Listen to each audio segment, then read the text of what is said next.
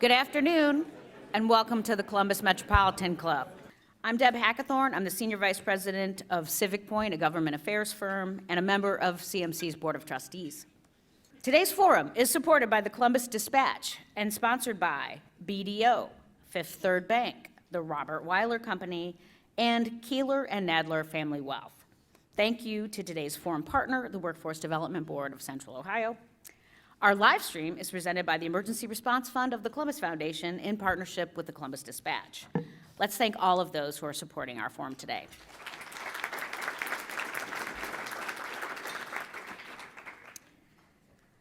After a tumultuous 2021, both politically and economically, what's in store for Central Ohio in 2022? Well, today we'll hear what the year ahead looks like for the Columbus economy from our leading panel of experts. To introduce today's speakers, please welcome to the stage Stephanie Green, Managing Director with today's forum sponsor, Fifth Third Private Banking. Stephanie?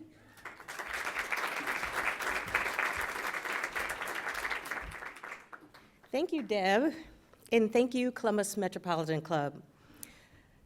Fifth Third Bank is really proud to support Columbus Metropolitan Club as we convene weekly conversations on important community topics. We are better as a community when many come together to discuss the matters of the times. Fifth Third continues to strongly support our local communities. Just last year, we announced a $20 million investment for the Packed neighborhood on the Near East Side, while also providing more than 5,000 hours of community service throughout Central Ohio. And for over 160 years, Fifth Third has provided customized, tailored wealth management solutions, helping individuals, businesses, and institutions build, preserve, and manage their wealth. A record stock market looms in stark contrast to the economic uncertainty and reality for many Americans. The global pandemic has caused seismic shifts in consumer behavior, supply chain constraints, and now rising inflation. Business is still anything but normal. Predicting the future is tricky business, but listening to our trusted experts for insight, good data, and guidance will aid us as we look ahead. And now, please join me in welcoming today's speakers. Mr. Doug Buchanan, Editor-in-Chief of the Columbus Business First.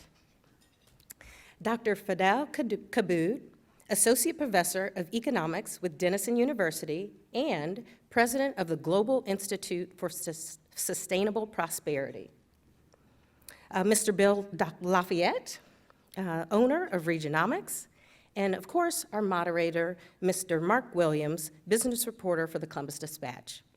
You can learn more about today's speakers in your forum flyer. Mark, we look forward to today's conversation.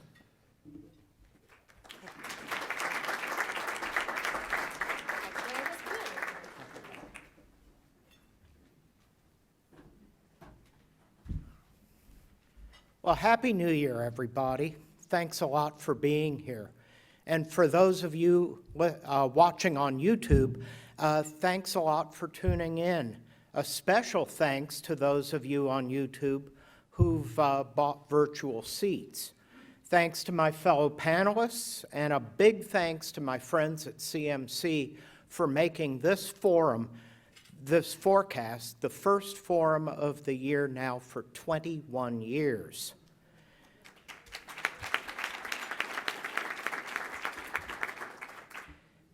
The economy was in recovery last year, and recovery is going to continue this year. U.S. gross domestic product passed its pre-pandemic peak last spring. Not so employment, though. As of November, U.S. and Columbus metro area employment was still about 2.5% below where it was in February 2020. Ohio employment was about 4% below.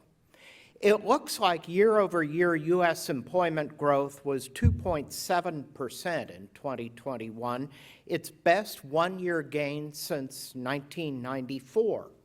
That, of course, followed its worst one-year loss since they started keeping records in 1939.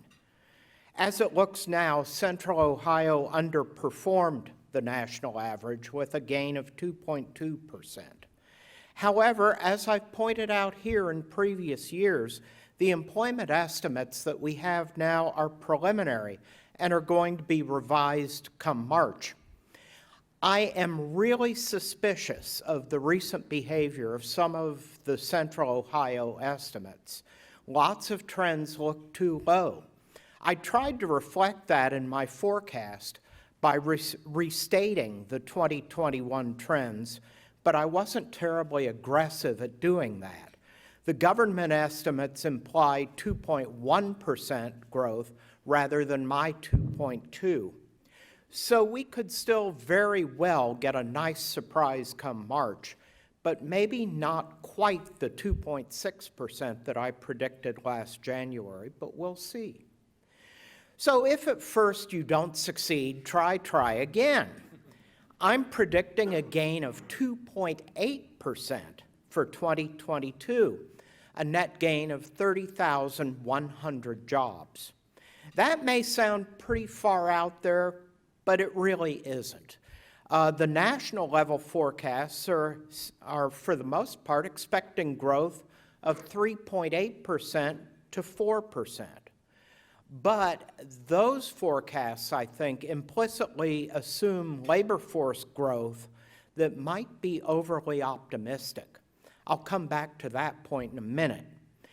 Gains should be especially good here in Central Ohio in professional and technical services, whose employment, I think, was probably fairly sharply understated last year, transportation, and the catch-all sector, other services. Our one problem child this year is likely to be state government employment. It declined last year, and it should decline again this year, but perhaps by less. The complete forecast is available on my website, regionomicsllc.com, under publications. In addition to the pandemic, the workforce problem has been and remains the big question mark in our economic recovery. My own seasonally adjusted estimates show an unemployment rate in Central Ohio in November of 3.3%. That ties the lowest rate of the expansion before the pandemic. The U.S. rate was 4.2%.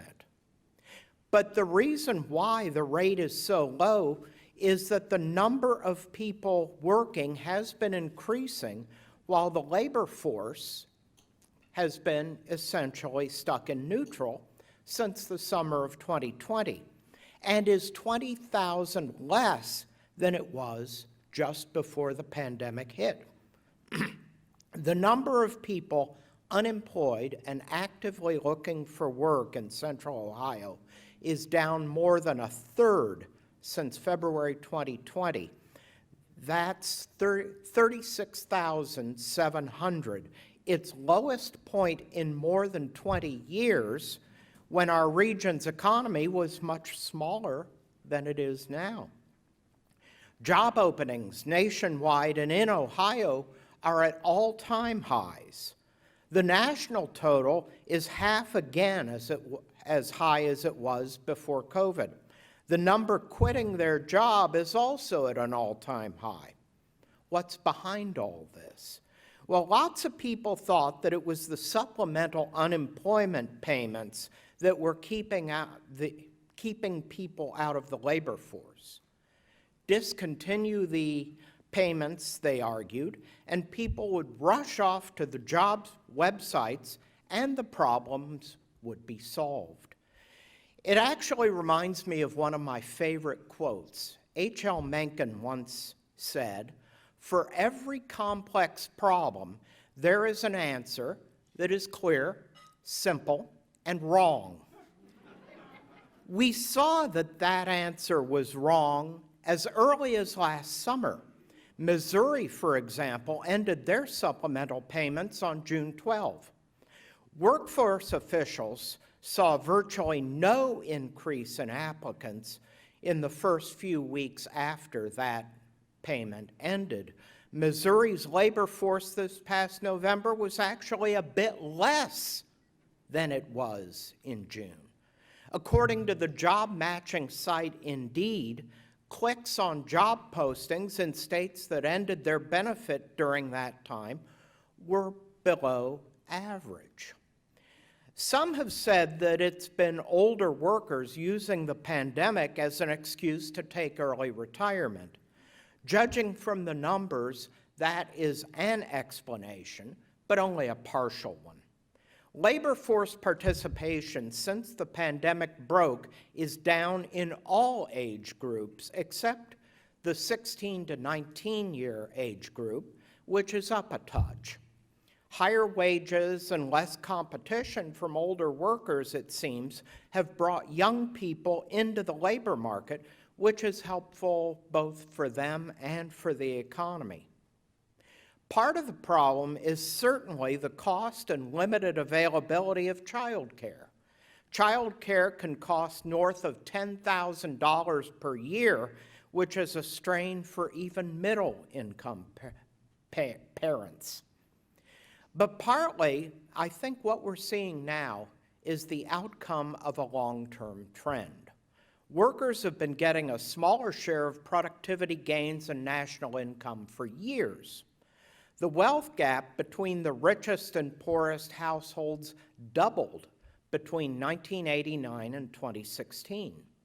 The median earnings of black households are 61% of those of white households, and that ratio has barely changed since 1970.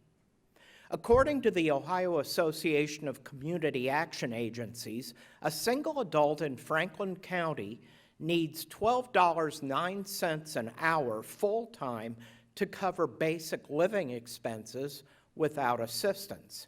Add a preschooler, and you're up to $23.69 an hour.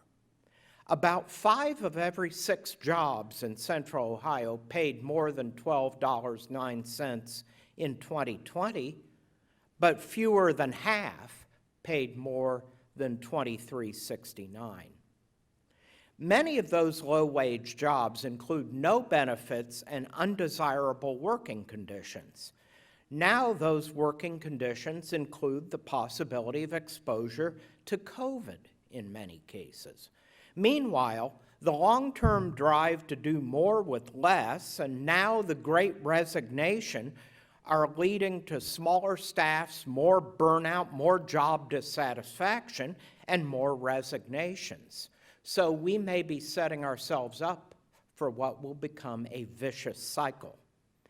Workers know that they're in demand and they're bargaining for higher wages, better benefits, and better working conditions, in some cases by either striking or by voting with their feet. Part of the solution is to increase wages, but simply relying on that may be as unproductive as was ending the unemployment supplements. Employers also need to think carefully about benefits and working conditions. Obviously, the working conditions answer is going to be different for a corporate headquarters than for a fast food restaurant, but the need to consider employee well-being is the same. Thanks again for being here in person or virtually. I wish you all a happy, healthy, productive 2022. Mark, we're all yours.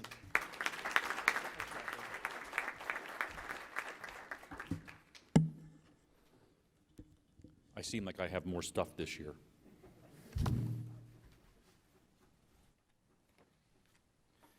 Happy New Year to all of you. I am thrilled to see you all this year. I mean, it's so good to see people after last year when Bill, Doug, and I were basically alone for Bill's forecast. Don't get me wrong, I love Bill and Doug, but the last thing I want for this year's forecast was to be stuck with these two talking about our failed visits to Hair Club for Men. The one thing that Bill's forecast has in common with 21 is COVID. The economy as we know it can't get back to normal until COVID is brought under control around the world. Fadhel will talk about that in a couple minutes. There have been no winners when it comes to COVID and the economy, with the exception of all the fraudsters who've made off with billions of dollars in unemployment benefits and other federal stimulus dollars. But a lot of us have been more fortunate than others. I consider myself one of the lucky ones. For starters, I kept my job. We lost 22 million jobs across the country in the early days of the pandemic and almost 900,000 in Ohio. I've been able to work from home, hanging out with my dog, who looks strangely at me when I start talking about PE ratios or some obtuse element in some earnings report. Thanks to the stock market, my savings for retirement have not been higher.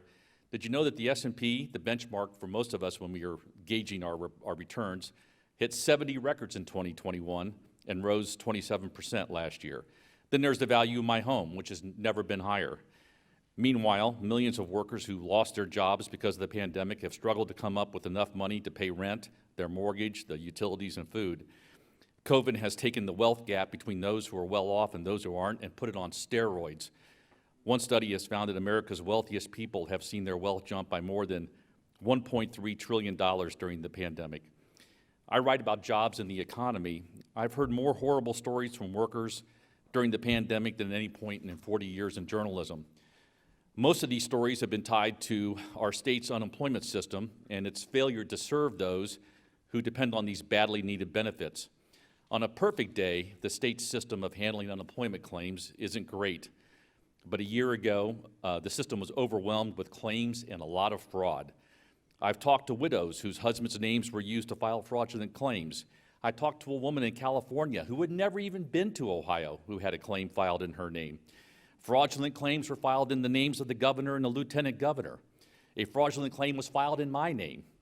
Meanwhile, plenty of workers with legitimate claims had to spend months trying to get their unemployment benefits, so long that it put many at risk of losing all they had worked for, including a grandma in Akron who parked her car in a lot away from her apartment complex so that the repo guy couldn't find it, and a musician in Columbus I spoke to who was on the verge of being evicted before he finally got his benefits. As Bill pointed out in his forecast, job growth should be strong in Ohio and the U.S. this year. There's a website called tracktherecovery.org that has been a great resource for me in my reporting over the past year. The latest data show that Ohio has recovered all of its middle and high wage jobs lost during the pandemic, but we're still missing nearly a fifth of our low wage jobs.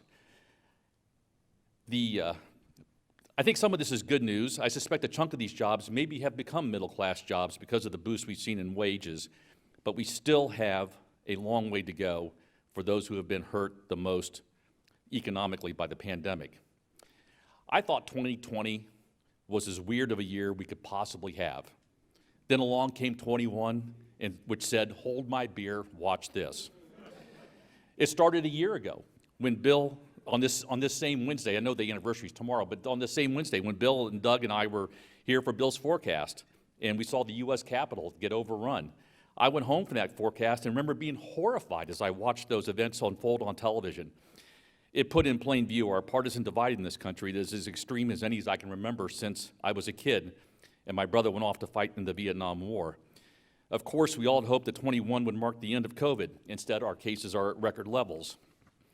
Supply chain problems have gotten worse, but instead of toilet paper, it's cars and appliances and cream cheese and headstones that we can't get.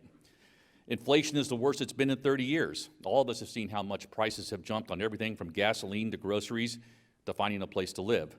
Companies complain they can't find workers. Do you know we have more openings right now than people looking for work?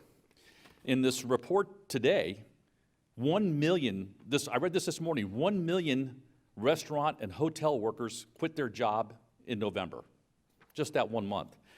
Workers are telling their bosses, take this job and shove it at record levels. Last year through November, 43 million people quit their jobs. Who can blame them? Many are burned out and exhausted. So now we're looking at 2022, and about the only thing that could make this year weirder than the prior two is if the Bengals were to win the Super Bowl. Even with the supply chain problems, inflation and employee shortages, we know the economy is doing well. We also know that the government is pulling back on the stimulus that's helped support the economy over the past 2 years, and that ultra-low interest rates are coming to an end. We've heard Bill's forecast. Now let's get our other panelists involved. Fadhel, I'm hoping you can kind of kick us off on giving us your outlook for the national and global economy. There's a lot to think about. What's top of mind for you? Inflation. I'm going to be your inflation person today. Not because I made it up, but because it's real. So to be very clear in terms of what we're dealing with, we need to sort out the inflation pressure points that pre-existed before COVID, and then talk about the inflation pressure points that have materialized since then, and then figure out what we're about to do and how we can handle them. It's very clear that the Federal Reserve Bank has told us that they're going to raise interest rates at least 3 times in the coming year, because that's the only tool they have to fight inflation. And I will argue today that that's actually the wrong federal agency to deal with inflation for the following reasons. Pre-COVID, the 4 major drivers of inflation at the national level are healthcare, education, energy and transportation, and housing, real estate. Now, those 4 areas, when you think of what drives inflation, it's 2 subcomponents. One is what I sometimes describe as abusive market power. You raise prices simply because you can, because you dominate the market. And 2, because of shortage or lack of productive capacity, lack of availability of affordable housing, lack of availability of healthcare staff, and so on.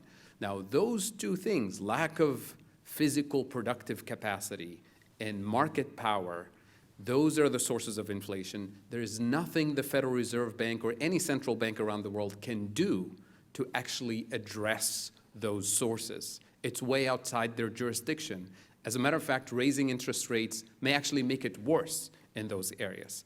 Number 2, with COVID, we've discovered new inflation pressure points related to the global supply chains.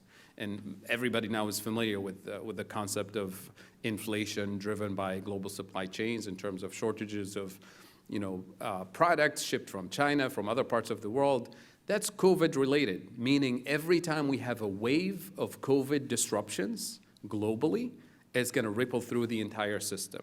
And that not only affects the shortage of physical products, but also feeds the abusive market power that I described. In recent months, we've heard from many corporations and corporate CEOs saying the pricing environment is favorable, and record profits have been reported in the last few months. And it's simply because they can. Now, when you talk about workers saying we're not going back to these jobs, when we talk about the missing 80,000 truck drivers, when we talk about all of the labor shortages, it has to do with this cumulative effect of the pre-pandemic, the pandemic, the cost of living, the inequality. All of these things are materialized in the labor market. And we're not going to address that by raising interest rates. That's number 1. And number 2, we're not going to address any of the inflation pressure points by having the federal government spend less. So how do we deal with it? As far as I'm concerned, spending more at the federal level strategically to increase productive capacity in key areas. Number 2, tax and regulate abusive market power, AKA antitrust laws. So you tame the abusive market power.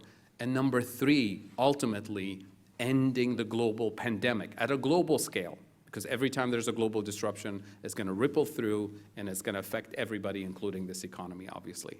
So I'm not very optimistic about where we're going, because we've handed the keys for the economy right now to the Fed, and the Fed has a hammer, and the only thing it sees is a nail, so it's going to hit it at least 3 times this year, and it's not going to affect inflation. And the federal government, Congress, the 535 people we sent to Washington, D.C., have essentially told us that they're not going to spend more because they fear inflation, and that they are not going to go after abusive market power.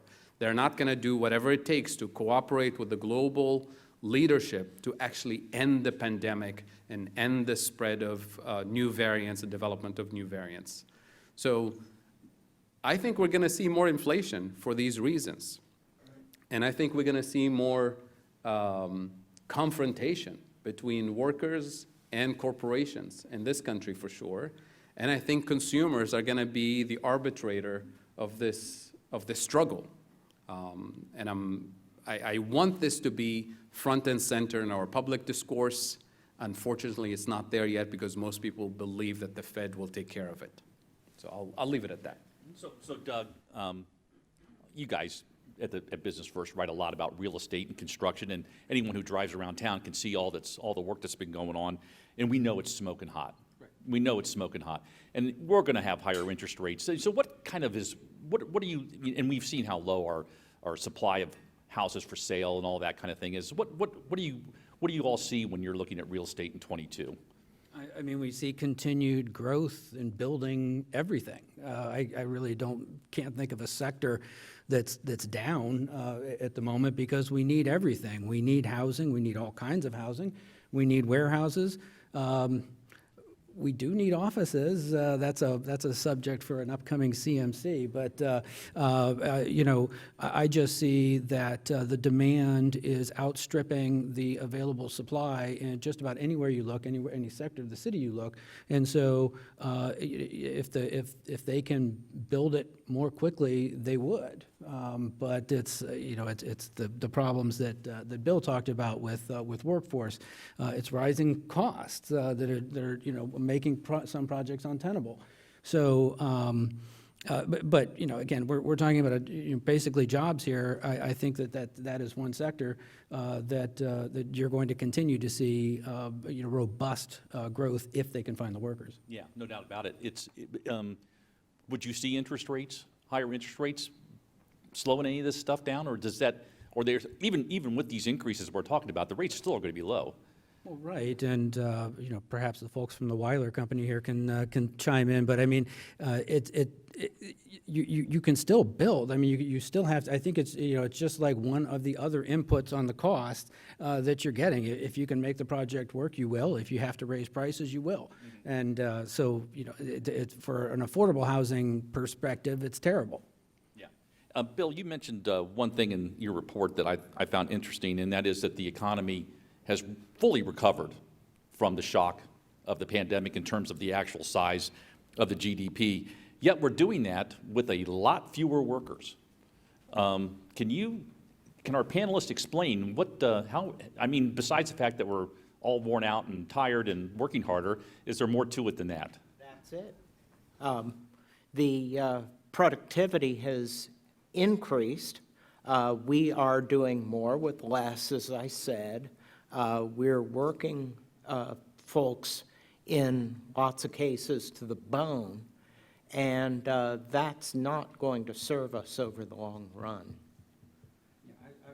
I was telling Bill earlier that you know his forecast. I don't remember ever having this much noise in his forecast. I mean, COVID would have been bad enough, but this workforce situation. How do you predict how many jobs are going to be created and hired when you really have no idea how many people are going to be out there actually looking for these jobs? And that is what we're seeing. It's white collar, it's blue collar, it's practically every industry that there is this great reckoning going on by workers about why am I doing this job and could I be doing something different? And great reckoning is exactly what I've called it. It's a lot of very long-hatched chickens coming home to roost, I think. If we don't get increases in the labor force this year, a lot more than we've seen in prior years, we're not going to see 2.6%. No way. There's a couple of things at play here. There's jobless growth, which is not new. This is the whole thing about capitalism. You bring in new technology to displace labor. But our innovation historically to catch up with technological innovation is to train and educate and improve technical skills, because the jobs of the future are always going to be higher technically in terms of technical requirements and skills in education. The question is, are we investing enough to build the workforce of the future job market, of the new technologies, the digital infrastructure, the artificial intelligence, the robotics? We're not, and that's a big problem. The second factor, as you said, Bill, in terms of chickens coming home to roost, this decoupling between the gains in productivity and the distribution of those gains has been happening since the 70s, since the 80s, and it's been accelerating. And that's what feeds the inequality gap. So the gains from productivity are going to the top, not being distributed to workers or middle-class consumers. How did we keep our economy growing with the working class that's not gaining income in real terms to keep up with the gains in productivity? Well, access to credit. Credit in terms of this massive consumer debt that we have, the student loan debt crisis, all of these things can kind of patch the economy for a while, but we're coming to the edge of what the system can handle. And I think this is a public discourse. This is a national conversation that requires national, federal intervention, not patchwork interventions at city levels or state levels. I'll give you an example. When we talk about cost of living and affordable housing, last time I checked, and you can look it up quickly on your phones probably, the MIT Living Wage Database, if I remember correctly, for a family of 3 or 4 probably, with one person working and one person at home, the living wage in Franklin County is north of $20 an hour. Are we there? Are those jobs there? Well, then no wonder people are not accepting those jobs, because these are not affordable housing in this city, in many cities around the world. This is not going to happen if we have more gentrification, if we have a handful of hedge funds and real estate investment trusts in this country who gobbled up all housing, rental properties essentially, since 2008. Who's going to address this? It's not the city of Columbus. This is the federal government's responsibility. So we have to tackle all of these things systematically, simultaneously, on the education front, on the housing front, on the student debt crisis front, on the pandemic front, all of these things at once. Otherwise, we're just, playing a game of whack-a-mole. We address one thing and 5 things pop up. I said on this stage a number of years ago that what we really need is a Marshall Plan for education and training. And I certainly hope that we get it. Just echoing what Bill and Fadhel said, that the investment, if we could have a greater investment in training, public investment, because, what have we seen over the past several years? We've seen companies just take it on themselves, partnering with Columbus State, partnering, I'm sure, with the Workforce Development Board and Lisa's team, and just, they have no choice. Because otherwise, you have to create the workers and not just hope that they show up. Which is great, but it's not sufficient and it's not systematic to run the largest economy in the world based on this patchwork type of, small-scale interventions. Yeah, and you have to be a larger company to even be able to do that in the first place. So then the small business owners, they're going to get left with nothing. Exactly. Yeah. So I wanted to talk quickly about supply chain a little bit more. Drive by any auto dealership and you see plenty of empty spots where vehicles once sat. I get some of the problem. Our economy is largely driven by us paying for services. But with COVID, we've been stuck at home, and instead of buying services, we're buying stuff. And all that stuff that we're buying is now backed up at international ports because the people that are making that stuff overseas, they're all dealing with COVID as well. Is there something? Is it just really that simple that our supply chains have just been overwhelmed? I've seen some of the data that talk about how much more retail sales have gone up so much and all this other stuff in the past couple of years. Is it really just that simple? And if it's just that simple, I assume this stuff will calm down in 22. Only if the pandemic is under calm control. down. Yeah. Yeah. So Certainly part of the problem. But so was the speed at which we reopened. We reopened late last year, early last year, late in 2020, at this blinding speed. And we had GDP growth north of 6% the first half of 2021. And even in the best of circumstances, that would have strained labor markets, it would have strained the supply chain. But we had on top of that a supply chain that essentially shut down for several months early in 2020.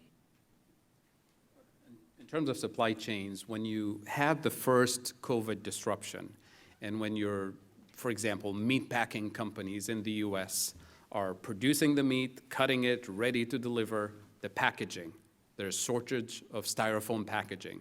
When you face that constraint, the next order you're placing, you're going to order 3 times what you need in terms of styrofoam packaging. Now, all of a sudden, your producers in China are getting 3 times the global demand for everything because everybody's panicking about running out of, resources to deliver to their customers.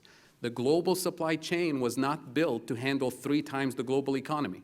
We just don't have it, right? So those disruptions are still there and will continue, which means shipping containers, shortages. Wooden pallets, you can't ship anything without wooden pallets. Shortages all over the world. So those disruptions are not going to go away unless we deal with the pandemic.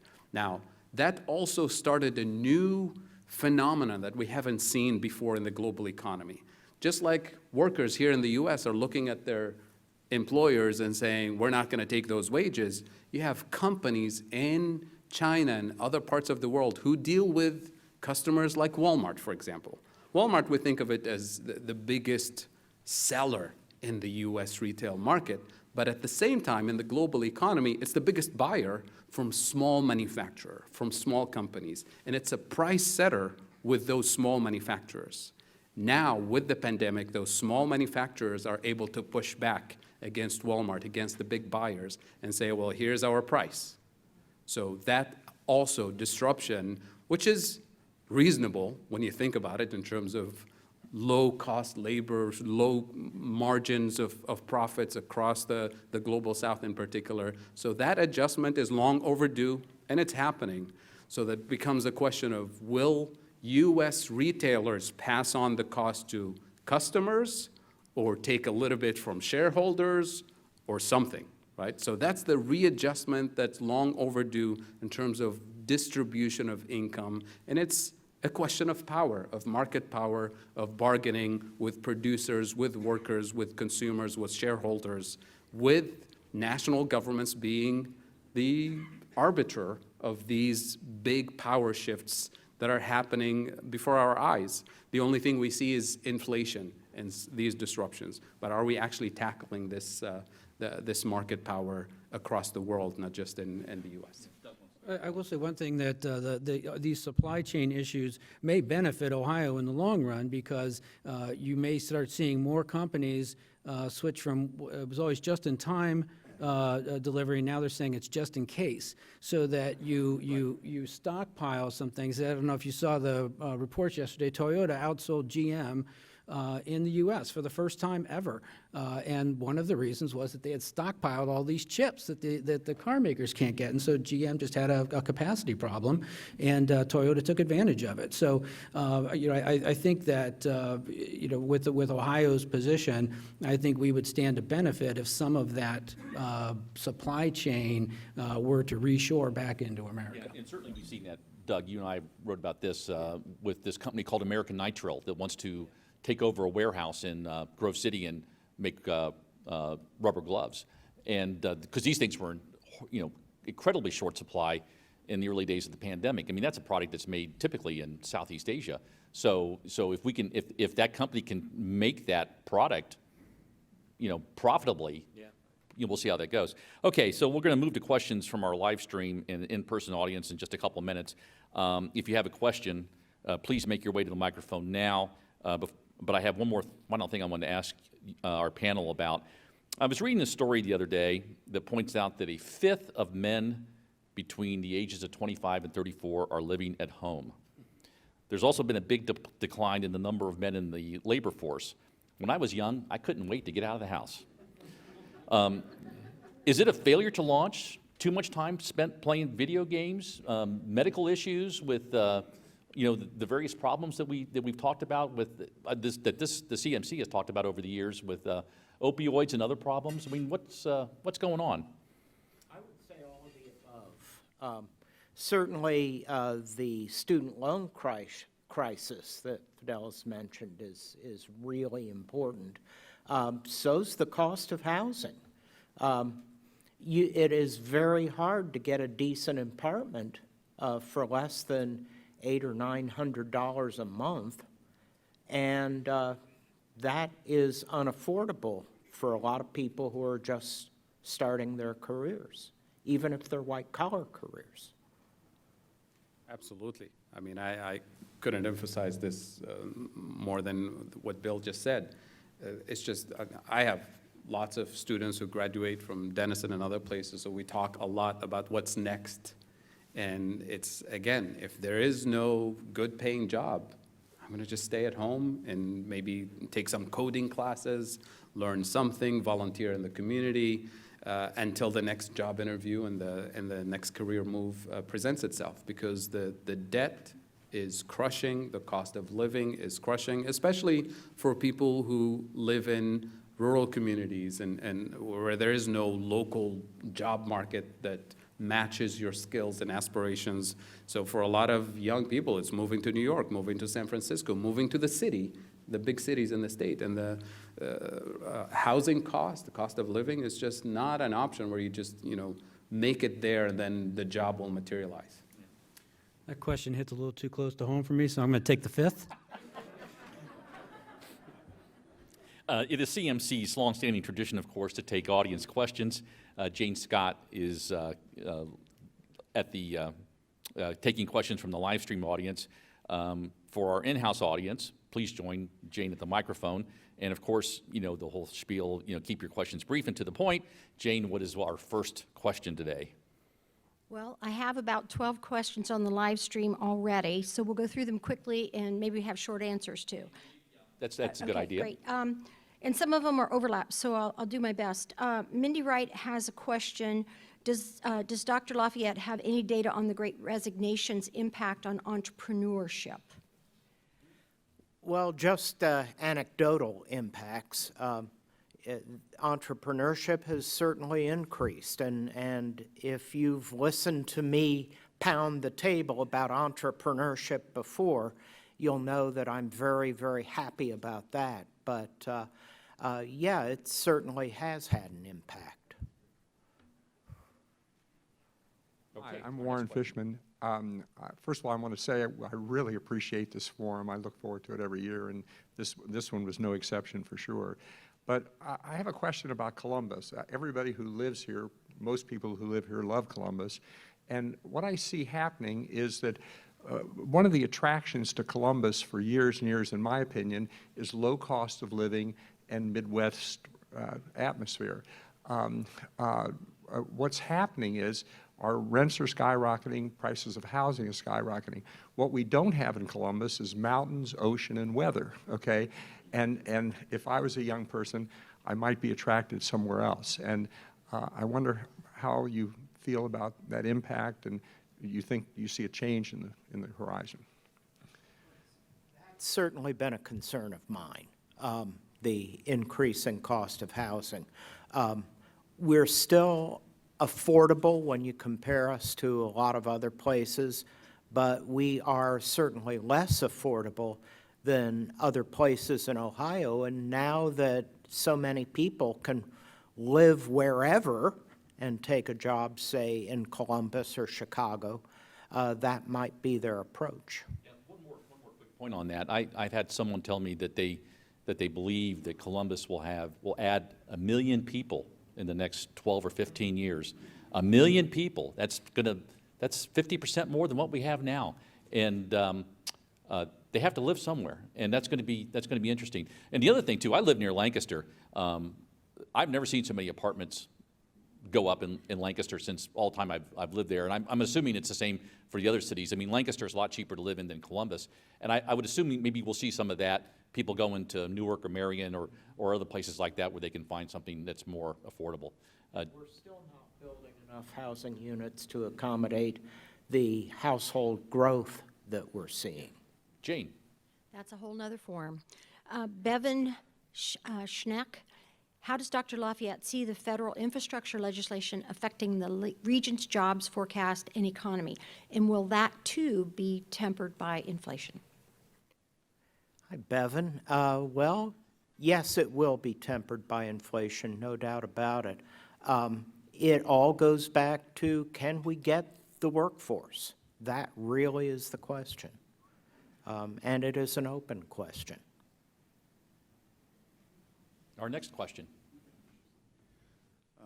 Good afternoon. My name is Sean Marjadax. I'm principal of Bayer Environmental.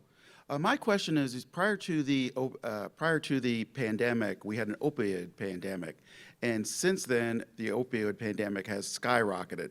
How much do you think the impact in the increase in substance abuse and drug use has impacted people not returning to work? It's very hard to stay sober when you're forced to work at home. I haven't seen any specific statistics that tie the two, but the link is there. We've known this for a long time, not just in this country, but other countries. Every time we have increases in unemployment, we have increases in substance abuse and all kinds of social problems. And this is the social cost, right? This is really the unaffordable part of the pandemic, right? We're paying for it with blood, tears, and money, as I always say. So spending strategically the right way to address the sources of the problem is much, much more affordable than doing nothing. That's the cost of doing nothing. Yeah, Absolutely. So I think it's a really good point, and I also think one of the problems we may see with our workforce issues is the fact that people may not pass a drug test. So I'll give you this one quick point. I had a friend of mine, we were having a conversation a while ago. The guy works for a pipeline company over in eastern Ohio, and this was really third hand to him. Company needed to hire a truck driver and to work in the oil and gas sector over there. And so manager was talking to a worker about this. Hey, I really need you to work, the job, pays this, and this. Everything seemed great because you're going to need to pass a drug test. And the guy says, give me the test and I'll take it home so my wife can take it. So anyway, Jane. Well, this is kind of a combined question. With the concentration of wealth and ownership of companies in the United States, that's one issue, but then the record performance of the stock market. A lot of us in this room probably own stock, so it's sort of a we love it, we don't love it kind of thing. How long do you think the stock market's going to be on this straight up trajectory? I'm not the stock market guy. I'll take that one as best I can. All I know is if I knew where the stock market was going, I wouldn't be here right now. I would be making a ton of money. But no, I think you have to look at the stock market, and obviously the higher interest rates coming up this year will affect markets. We've already seen a big sell-off in the companies that are high growth but not profitable. You've seen those shares go down a lot. But I think when basically the stock market's doubled since the early days of the pandemic, and you have to think that that's going to be hard to maintain. It doesn't mean that there's not still value. I think, you see, if you watch CNBC enough, they'll always tell you that it's just right now, it's a stock picker's market as opposed to just buying the market in general. So it's hard to see it going up that much, but, as we know, markets can get way out of hand before they come back to earth. Okay, so next question. Hello, my name is Jeffrey Lemichuk with CareSource. So my question is, 2021 was pretty solid business-wise, locally and nationally. Forecasting for 2022 has got that confidence level as well. Yet I heard on the radio the other day that confidence level from consumers is going down. How could you have such a gap from forecasting, saying everything is doing fine or better? Consumer confidence level in the economy, local and nationally, is going down. There's a big gap there. And to have a proposed government intervention, if you will, gentlemen, they can't even agree what to have for lunch. So how do we solve this problem? I mean, I'll take that one first, but I think inflation is the top reason why. Everybody's paying so much more for stuff. I think that's the reason why you see that consumer confidence number that's been down. Because everything is just so obvious at gasoline stations and grocery stores and buying a car or getting a car. President Biden gets zero credit for the stock market, and I'm not sure presidents should ever get credit for the stock market going up or down anyway, but he's getting zero credit for that. And so I just think that there's, I think, and then if you ask people personally, well, how are you doing? They'll say, I'm doing okay. but there's that disconnect. I follow the University of Michigan's Consumer Sentiment Index like a hawk, and that's one of the things that I've noticed over the last few months. It fell out of bed last year, and the last numbers I've seen have not been any better. So I suppose in some sense it may be something of a decoupling that average people are less confident than the people who buy lots of stocks. I don't know. I think as well that the people have consistently underestimated how well the economy has been doing since April 2020. I mean, we had an initial shock, and then it's been off to the races, ever since. And I think they're just not feeling it. Yeah. 3 more questions in, so we'll go quickly here. This might be for Doug and Bill both. Richard Needles, how important is immigration policy reform on economic growth? Can we get more workers into the Central High economy through immigration? I certainly hope so. Yeah, I mean, we could. We have such a workforce shortage that I'm sure that we could handle the influx. Well, the immigration policies federally have really put a damper on all this stuff. I mean, these workers are desperately needed. I'm an immigrant, so I understand the concern here, but immigration under what conditions? Are we using immigration to race to the bottom in the labor force? Or are we using immigration to fuel the economy under the right conditions? That remains to be determined. I'm not going to be looking forward to more immigration to drive the market down, the labor market in terms of wages and working conditions. So it has to be under the right conditions for people to thrive. Good afternoon. I'm Amy Rosenthal with National Church Residences. I appreciate the acknowledgement of the need for housing, specifically affordable housing, but my question is more about your thoughts on universal health, childcare, universal childcare. I don't think I heard that mentioned at all in this discussion yet. I gave it kind of a glancing discussion when I was talking about the cost of childcare, but certainly that is keeping a lot of folks out of the market. There is no doubt about that. Yeah. And we do need more funding. We need a national policy, which we don't have. And for Head Start. I have got, during the pandemic, I have got a whole new level of respect for single moms. Oh my God, what they have gone through since the pandemic has started has just been amazing. And it's just, there are too many things to manage that we talk about workforce. They're not going to come back to work until they have a place where they can take their children that's affordable and quality. And so something needs to be done. Child care workers earn on average, if memory serves, around $12.41 an hour. I mean, give me a break. I mentioned earlier the MIT Living Wage database, which you should check out because they also break down for every county in the country the biggest ticket items for families and childcare, and this is pre-pandemic. Childcare is one of the biggest ones, in addition to rent and so on.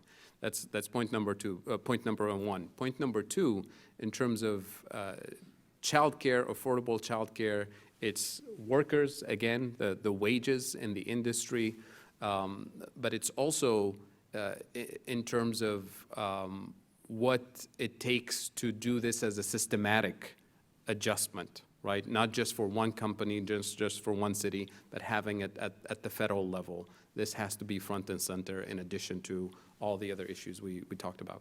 Okay, we've got time for one more quick one. This will be our last question. This is also from Mindy Wright. Given the Great Resignation and the corresponding idea that a lot of other people have quit to get better jobs, are there other ways to analyze the economy other than unemployment numbers? The hidden unemployment numbers, the numbers that are not on the front page. And the BLS, to be fair, reports all the numbers. It's just typically we focus on the headline numbers. So you have discouraged workers, you have workers who have been kind of not counted in the labor force, not counted as unemployed for a whole series of reasons. Sometimes it's because of a strike. If you're on strike, you're not unemployed. You're not in the labor force because you voluntarily decided not to work. If you've been displaced from the labor force because you're taking care of an elderly family member or because you're taking care of children, all of those categories, the BLS gives us the statistics, and they tell us we didn't count them as in the labor force, we didn't count them as unemployed, but they do exist. People who are not counted because of lack of affordable transportation. Last time I checked, in the Midwest and rural areas, there is at least 3 million people excluded, not counted as unemployed, because there's no affordable transportation that will get them, or reliable transportation. And these are, by the way, people who have the skills, apply for the job, get the job, in many cases start the job, but can't keep it because they can't show up on time because there's no transportation. So lots and lots of categories of people who are, this is pre-pandemic, by the way. So we have deep structural problems of hidden poverty, hidden unemployment that we didn't even touch. So when we talk about building back better, we're building back the same, not better. Often calls me to ask about the unemployment stats the day they come out, and I have teased him before that the only time I ever look at the unemployment rate is when he makes me. Such is my life. So with that, we are concluded, and Deb is going to wrap up with concluding remarks.